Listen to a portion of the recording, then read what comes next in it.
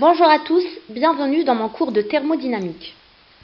Je me présente, Madame Taous Aïssani, docteur en génie des procédés, enseignante-chercheuse à l'Université de Béjaïa, grade maître assistant, classe B.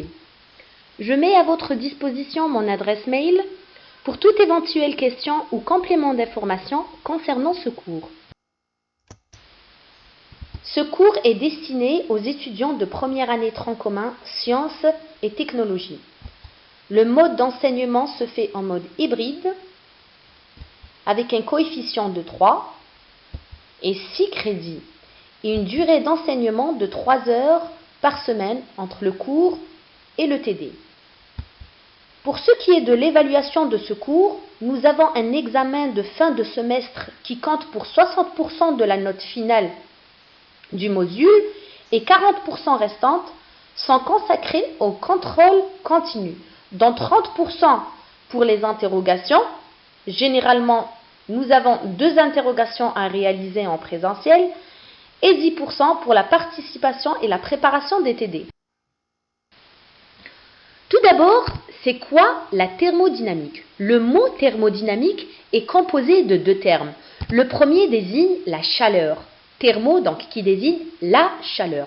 Le second, dynamique, qui désigne donc le mouvement. La thermodynamique est donc une science qui permet de décrire, d'étudier, de quantifier les transformations entre un système donné et le milieu extérieur. Elle a joué un rôle important dans notre société. On retrouve les moteurs à explosion, les réfrigérateurs, ainsi que les centrales électriques, etc. Elle est aussi importante pour la vie sur Terre car elle conditionne les transferts d'énergie entre le Soleil et la Terre, ainsi que la transformation des aliments en énergie indispensable à la vie. Au terme de ce cours, l'étudiant sera donc capable de connaître les concepts de base d'un système thermodynamique, d'identifier la nature d'un système.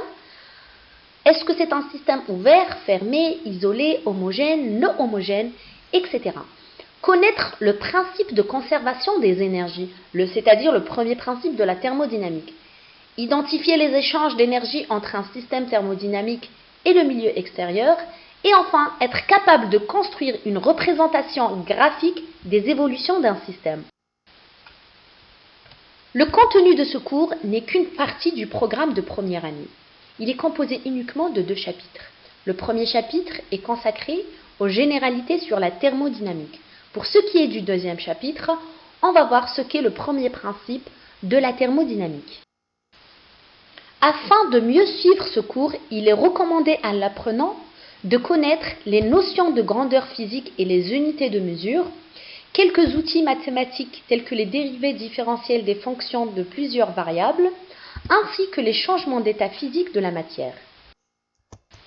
Je vous remercie pour votre attention et je vous dis à la prochaine fois pour une nouvelle vidéo. Merci.